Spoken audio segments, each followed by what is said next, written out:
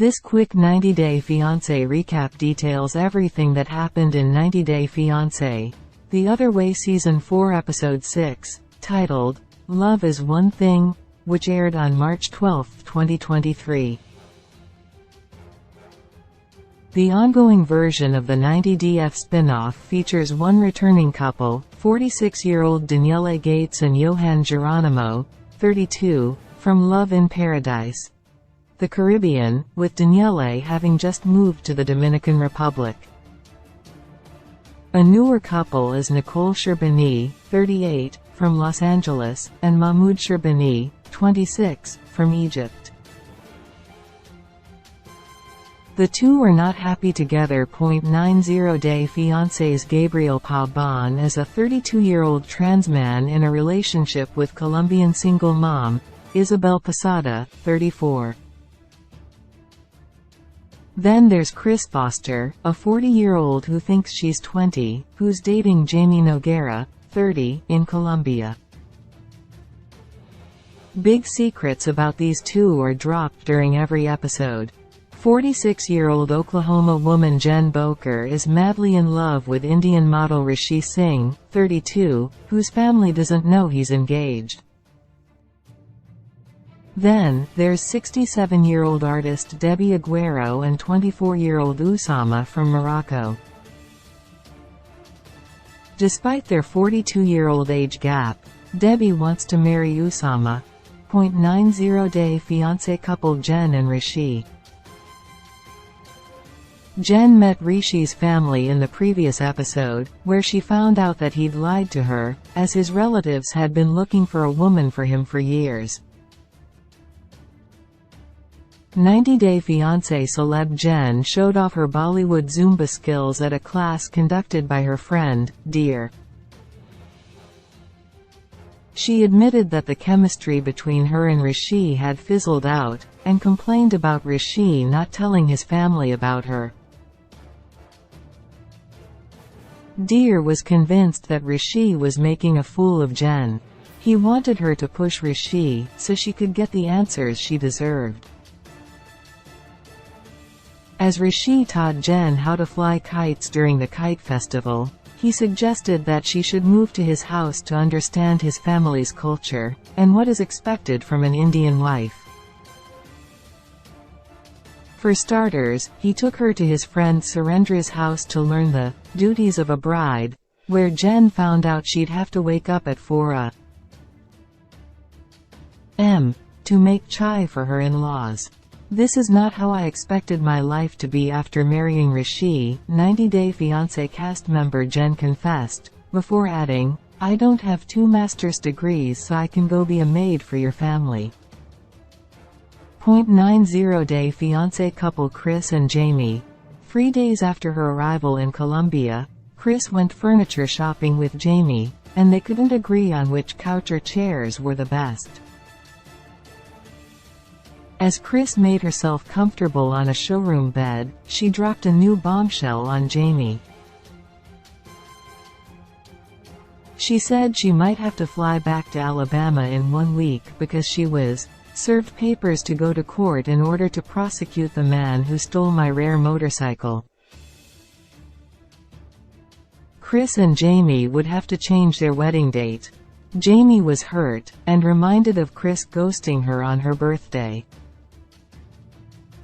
Meanwhile, 90-Day Fiancé star Chris claimed the flight, and riding on rough roads, was making her neck pain worse and worse. While on their way to the flea market in a cab, Chris collapsed in the backseat due to her discomfort. An overwhelmed Jamie brought Chris back to their apartment, where a doctor examined the American woman, and gave her an injection. Jamie wondered if Chris would have to get an operation in Alabama, and worried that a year's worth of distance would hurt their relationship. 90-Day Fiancé couple Debbie and Usama. A nervous Debbie finally landed in Morocco, where she was greeted by Usama. Debbie recalled her son Julian planting seeds of doubt about Usama in her mind. She hoped to get married to him within a month. "You're my strange beautiful," Debbie told Usama upon meeting him, as he presented her with a rose. "An angel that comes from the heavens to Morocco to save me," said Usama, who took Debbie to Rabat, as she looked forward to starting her happily ever after. 90-day fiancé couple Daniele and Johan. After their huge argument about the half-story he told her about an ex-girlfriend, who'd gotten an abortion, Johan left to stay at his parents' home. He returned to Daniele's room next, to tell her that he thought his ex had initially had a miscarriage.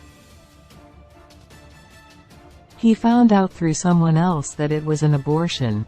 Johan stated that he told Daniele about it being a miscarriage because he really wanted the baby.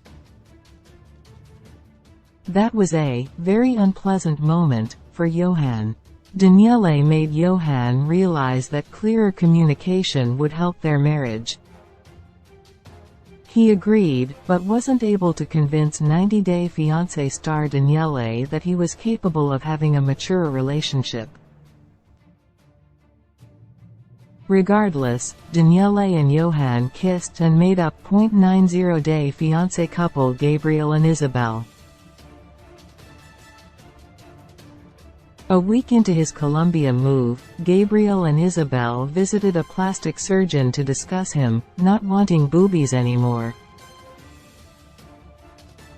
Gabriel's doctor in Florida wasn't convinced that he was a trans man, and it made him uncomfortable that he had to show proof the scar from his bottom surgery. "I find Gabe attractive the way he is. He doesn't need anything else," said Isabel, who wanted to support her partner. After all, it's Gabriel's body and choice. He spoke about getting a complicated phalloplasty, which required 3 painful surgeries. 90-day fiancé cast member Gabriel was worried about the scarring and complications that might come with surgery. However, he knew the operation would be cheaper in Colombia than America. Gabriel was told it would cost 12 or 13 million pesos, $3,000. Eventually, he decided against it. Because the surgeon also suggested he get an implant so he could get erections, Gabriel and Isabel discussed everything, from the phalloplasty to the girth of his penis.